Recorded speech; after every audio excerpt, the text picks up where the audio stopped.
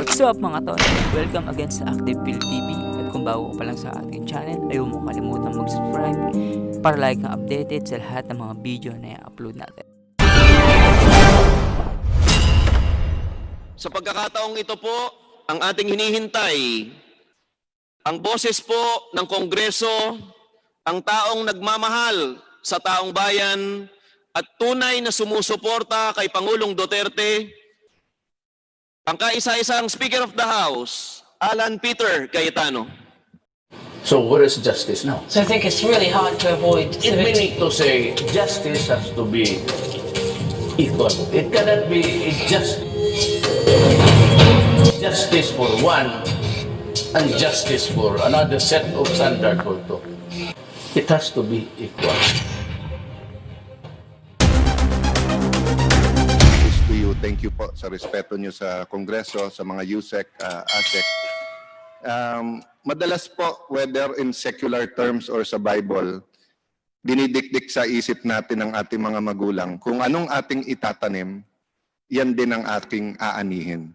So allow me to just try to give the bigger picture at hindi lang DSWD ang pag-usapan ngayong hapon. Maikli lang, Mr. Chairman, permission to digress ng konti. Meron kasi akong kakwentuhan kanina sa text, contemporary ko, pero bagong kakilala din lang. At pinag-uusapan namin yung idealism namin nung college. At sinasabi niya, yung ginagawa natin ngayon ay part ng idealism natin sa college, pero napaka-complex pala. At napakadali palang paniwalain ang tao sa mga maling konsepto kapag ka ikaw ay may pamilya na, pag ikaw ay may negosyo na, or in other words, kung you're already part of the system. So when we were all in college, bagamat iba yung mask na suot ng ating chairman, siya ay taga San Beda, katabi naman po niya ay taga Lasal, sa magkabilang dulo, si Mike Defensor at ako, I had the privilege of going to UP. Of course, si Secretary at ilan sa mga USEC dito are proud PMAers.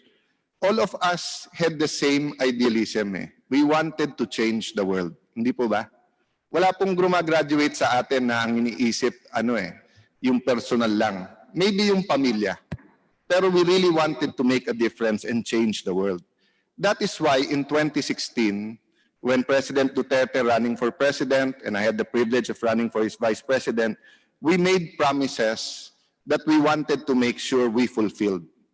At isa sa promise na yan ay yung political, economic, socio-ecological system ay iibahin namin. Bakit po? Because under our present system, even good people are not only victims but tend to victimize. No?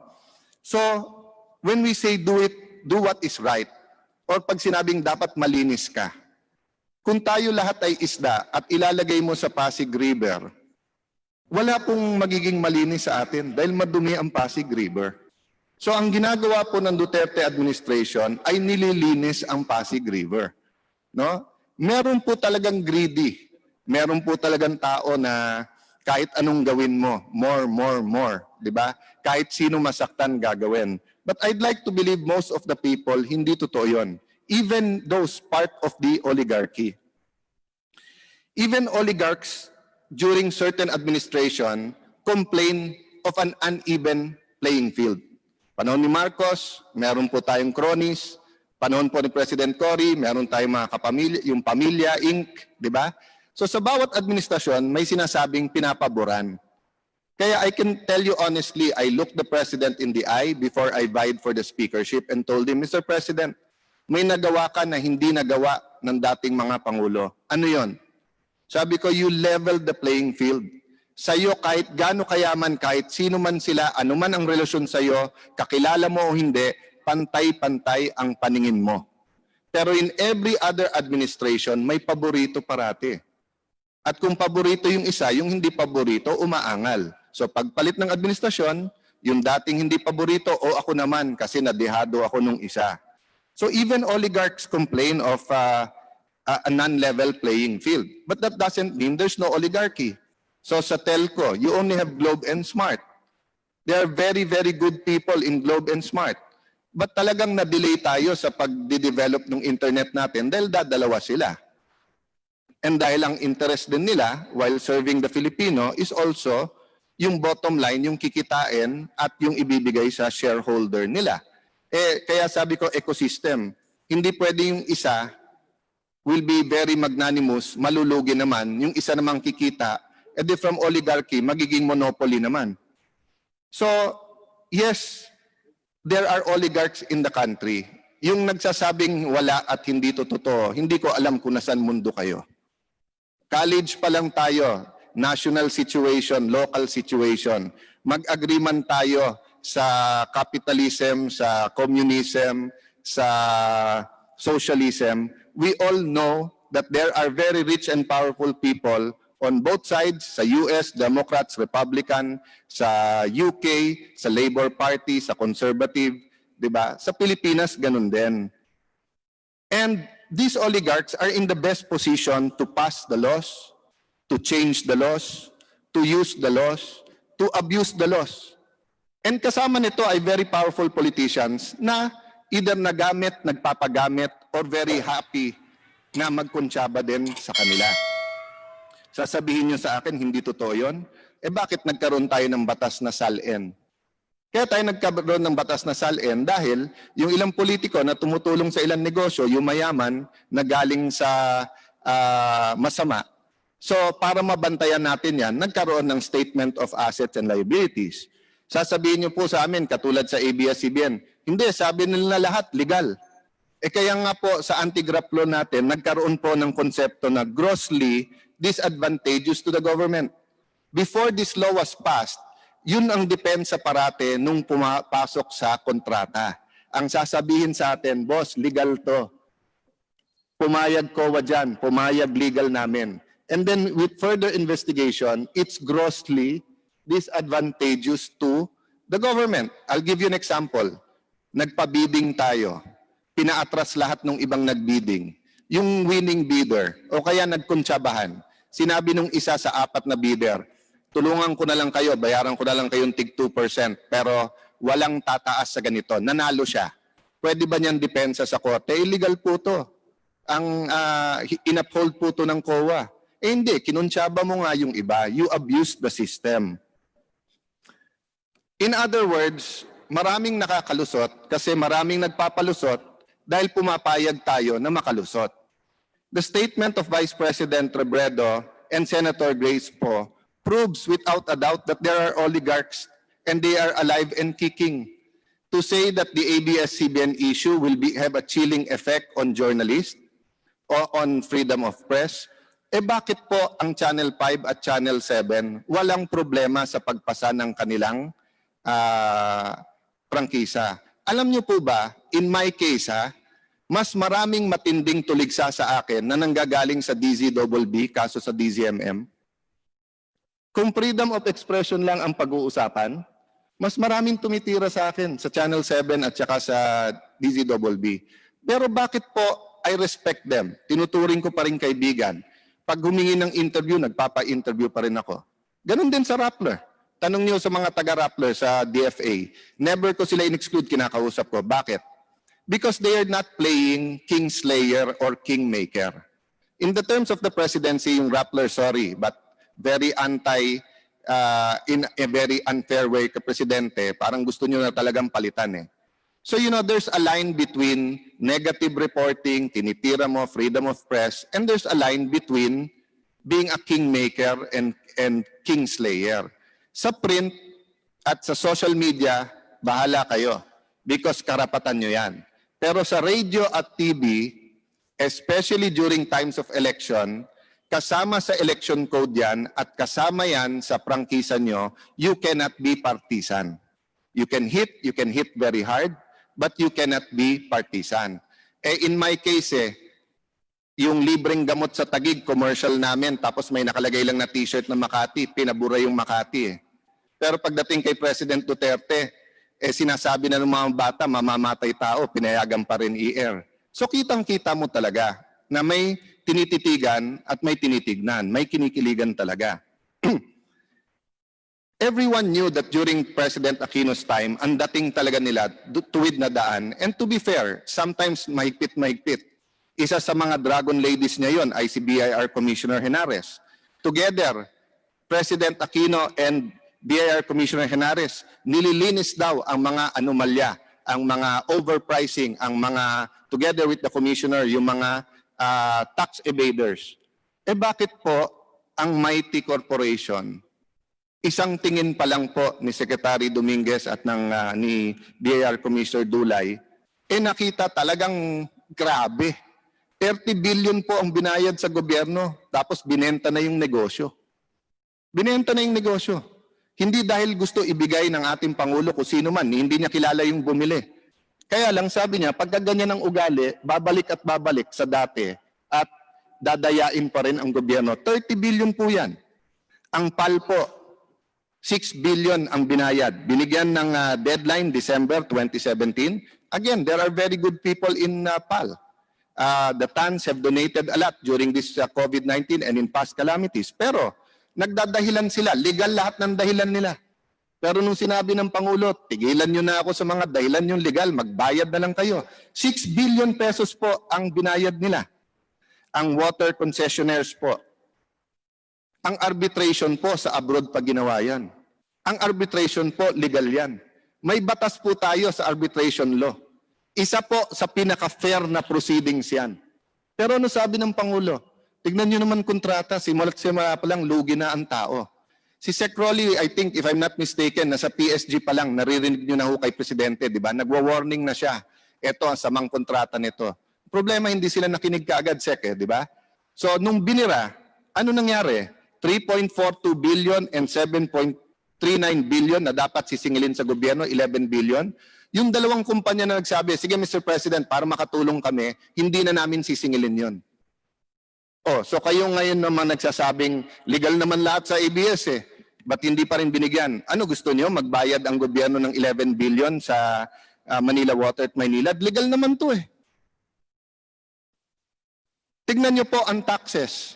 GMA 7, mas maliit ang kita, pero ang binayad 3 billion in 3 years. Ang ABS-CBN, mas malaki ang kinita, pero ang binayad 600 million. Kung purely private dealings yon, they were dealing with Mike Defensor, they were dealing with one of the sponsors, okay lang Pero airwaves ng gobyerno ginagamit. Tignan nyo gaano kalaki na wala sa gobyerno at sasabihin nyo lang sa akin, legal yon. Napaka-inutil naman natin na Kongreso. Kung lahat ng palusot na sasabihin, legal yon. Not everything that is legal is moral. And that's why you have a difference between legal and public policy. The public policy is for you to look at the spirit of the law. Di ba? So kung yung dual citizenship ay sasabihin mo, kung yun lang po, pwede ko sabihin nagkamali lang Pero if you look at everything together, there was really an abuse of the system. And hindi naman natitigilan Kaninang umaga lang, nag-text sa akin. Sabi, sir, ikaw daw, ganito ka na ganyan, ganyan. Hindi ko kinaila, Amerikana nanay ko. Pero nung nag-decide talaga ako na mag-public service, sinigurado ko po na bumoto sa Pilipinas, and that was the act of having a choice. That's why I never voted abroad. And long before the issue came up, and even if the Supreme Court said na walang diferensya, basta you're a natural-born citizen if you are born of a father and mother, depende sa nationality nila o yung laws ng bansang yan. I have a Filipino birth certificate, kaya nanalo ako sa kaso na yon during that time na tumatakbo akong senador. But my point is this, if I did not give it up at humarap ako sa CA, Commission on Appointments, si Sec. Rolly humarap po sa Commission on Appointments. Kung si Sec. Rolly po ay half Japanese at half Filipino, at siya po ay DSWD Secretary, tingin ko i-confirm pa rin namin at that time kung nasa Senado ako. Bakit? Ang Hapon po, grabe tumulong sa DSWD at sa anti-calamity. Kung si Sec. Rolly po ay sa DICT pumunta o kaya sa DepEd and he was half Japanese, tingin ko wala rin problema. Bakit po? Because high-tech sa Japan technologies for DICT. Tapos yung pong DepEd naman isa sa pinakamagandang education system sa Japan. But if Sec. Rolly was nominated for DND, or for DFA na kung saan may conflict of interest if he was both Filipino and Japanese or Filipino and Chinese at the same time or Filipino and American. Bakit? Kung Filipino-American, isipin mo mag-a-attend ka sa UN, ang dala mo US passport. Kung Filipino-American, ibig sabihin pagkalaban at war ang Amerika. As Secretary of the Philippines, at war ka rin. So wala naman sa konstitusyon na kailangan i-reject ng CA yan. So hindi nakikita ng marami po na tumutuligsa sa Congress, hindi po korte ang Kongreso. Kapareho ng Commission ng Appointments ang Kongreso. It is the fitness. Titignan mo kung fit ba yung bibigyan mo ng prangkisa. Titignan mo yung nag-a-apply. So kung hindi ko po ginive up ang American citizenship, hindi po ako magiging DFA. Ako po mismo, hindi ako magpapanominate sa ating Pangulo. Di ba? So, Mr. Gabby Lopez could have done two things. One, could have not accepted being an officer in ABS-CBN, or he could have renounced his citizenship before he became chairman. But we heard their testimony. Wala man lang remorse Wala man lang nagsabi sa kanila, boss, baka nagkamali kami, nakinig kami sa abogado namin. Boss, dito sa Big Dipper, sorry, billion na wala sa inyo, pero yan ang advice ng tax lawyers Boss, dito sa labor, dapat sinettle na namin yung iba dito rather than tiniro ng tiniro. Boss, dito sa Amkara, tama kayo. Tignan niyo po ang PESA law. Ang sabi sa PESA law, bring in investment and more workers. Yung Big Dipper po, dalawa lang kliyente, parehong ABS-CBN. Hindi nagdagdag na empleyado. So, what is the purpose of giving them that big a tax break from 2009 to present? And what is the purpose of us all saying it's legal? Kung gawin din ng Channel 7 yan, kung gawin din ng Channel 5. So mali po si Senator Grace Poe, mali po si Vice President na may chilling epekto sa legitimate free press and media. Hindi. May chilling epekto dun sa abuso ng sistema. The same thing po na nangyari sa ibang malalaking negosyo sa ating bansa. So am I saying that these are evil people? Hindi po. Tignan nyo lahat ng post ko. I never said I was holier than anyone else. Sabi ko nga, we're all equally guilty dahil nasa isang sistema tayo. There are good people, there are bad people. In the oligarchy and in the oligarchic system, there are good and bad people. When I look at Mark Lopez and look at Carlo Katikbak, I sincerely want to give them another chance because I think their generation is different. And I think they had good plans for ABS-CBN. But could I tell my 70 colleagues, ignore the last 50 years. Ignore na yung ginawa sa tax. Ignore yung ibigay sa labor para bigyan ng pagkakataon itong dalawa. Hindi po namin magawa yun No? So even si Presidente, tingin niyo po ba? Ayan po, I mean, hindi pwede magsalita si Sec. Rolly dahil as PSG, he has to be quiet. But I was in the room with him many, many times. It breaks the President's heart pagkakakilala niya na nangurap, i-fire niya. It breaks the President's heart pagkakakilala niya pero malaking negosyante at kailangan niyang birahin. But you have to make a choice Di ba? Are we for this system? So mabalik dun sa college dreams natin, no? We're in a chance now to change the ecosystem. We're not saying kayo guilty. Hindi. Sinasabi ko lahat tayo guilty. So our job is to fix what's broken, to bring new life to a new socio-political and economic system. It is sad that it's happening during this time na COVID. Kung pwede lang po na yung libong empleyado ng ABS o yung mga artista na may pera, magbuo kayo ng kooperatiba. Kayo na ang magtayo. Sabi naman ni Presidente, benta nyo, no problem. Yung Mighty naman, binenta. Tuloy-tuloy naman Hindi naman galit ang Presidente sa ABS itself. Yung sa pag-abuso sa sistema. So we are asking all of you, rich or poor, Bisaya, Ilocano, Bicolano, Tausug, Maranao, Phil-Am, Filipino-Chinese, Filipino-Indian. We're asking all of you, work with the government. We are all guilty but we are all redeemable. Sabi po ni President JFK or John F. Kennedy, change things you cannot accept, but accept things you cannot change. No? So may mga bagay hindi natin ma-change. So sasabihin niyo po ba sa akin, Alan, dahil speaker ka na, dahil komportable ka, dahil maganda namang ginagawa niyo sa Taguig, don't rock the boat. Lahat naman po ng mga oligarchs may negosyo din sa inyo. Kilala mo din yung mga yan. Di ba? Nagtutulungan din kayo sa mga ibang bagay. if we don't rock the boat, paano yung future generation? Paano yung mga nasa college ngayon? Paano yung mga aktivista ngayon?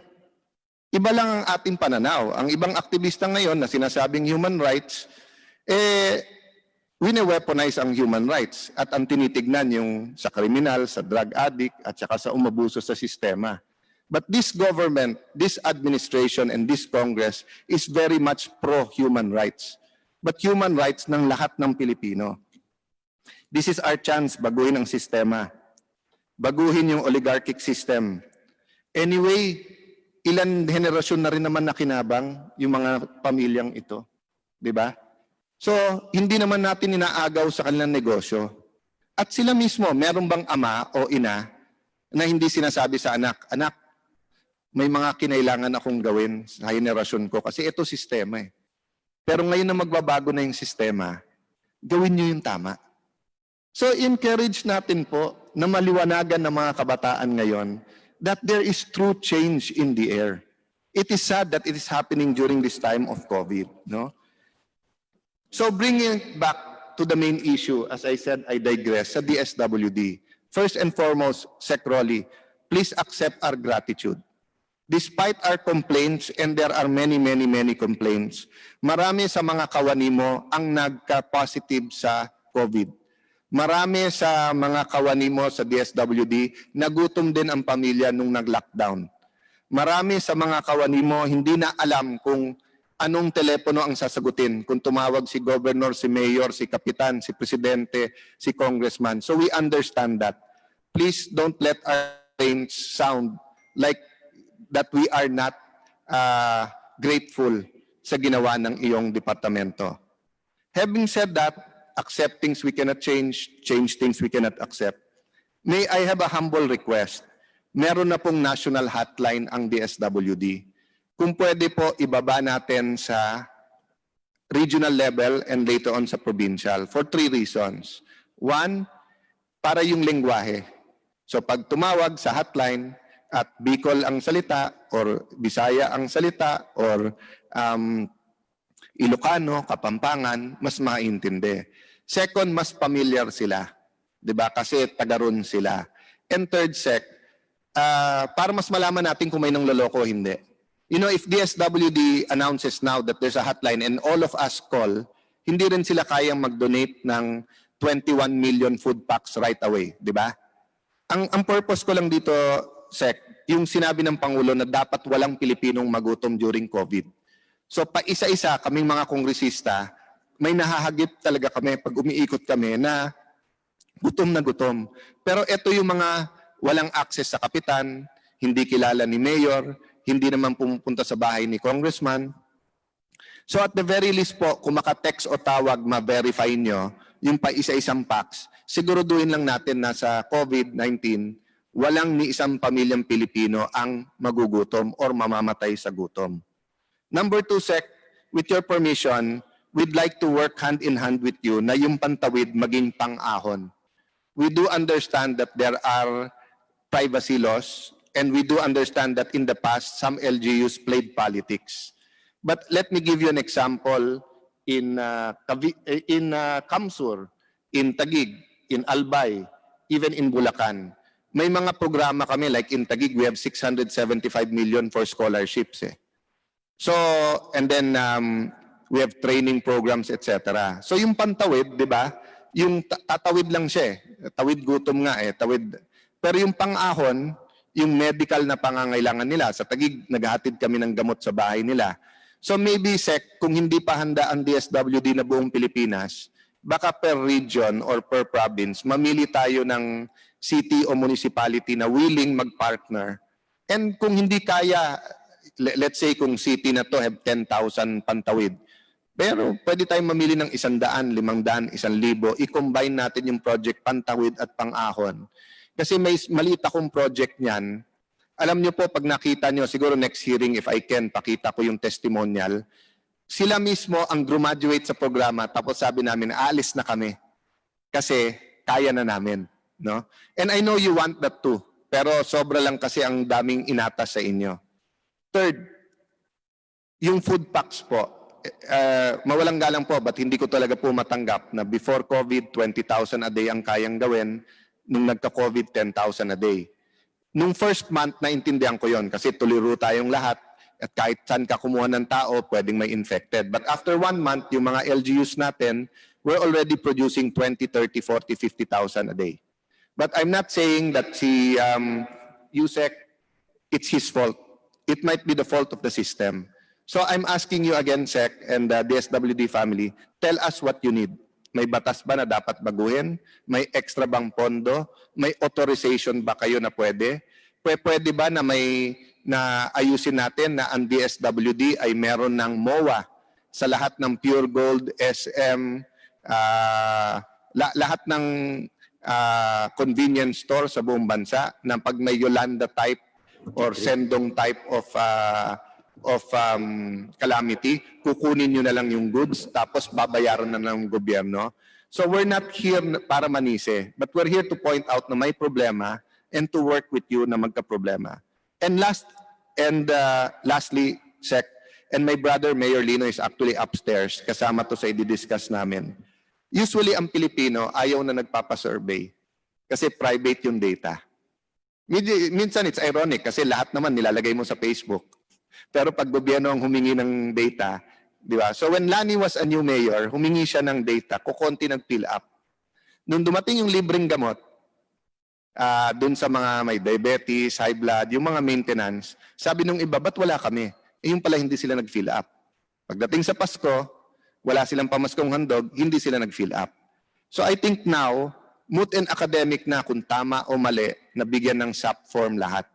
But maybe together with the national census, together with either DILG, LGU, we can come up with a better database na susuporta sa national ID. Huwag tayo magtanong ng politika pero panay health and education. In that way, Sec, God forbid na mag-lockdown tayo ulit. God forbid during our lifetime, the lifetime of our children, godchildren, may mangyaring ganito. But kung may mangyari, hindi na maulit yung nangyari ngayon na bawat LGU, iba ang sistema ng pamimigay. Hopefully, yung national ID nakakabit na sa Paymaya or sa anuman bangko. And hopefully, sa database pa lang, alam na natin sinong may stage 1 cancer, sinong buntis, sinong PWD, sinong umaasa lang sa pamilyang OFW at wala. No? So it will be an endeavor. But I think better late than never. And even if it is late, wala naman talagang nakapredict ng COVID-19. So to my colleagues in this committee, I do ask that we ask the hard questions, but I also ask that we put ourselves in the shoes of the men and women in DSWD dahil hindi madali ang kanilang trabaho.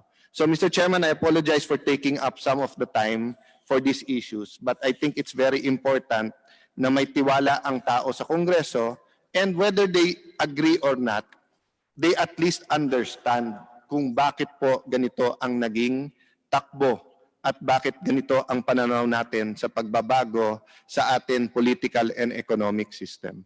Thank you very much, Mr. Chair. Thank you, Chairman Mike Den, and Sec, thank you very much sa inyong pag-attend ulit sa hearing na to.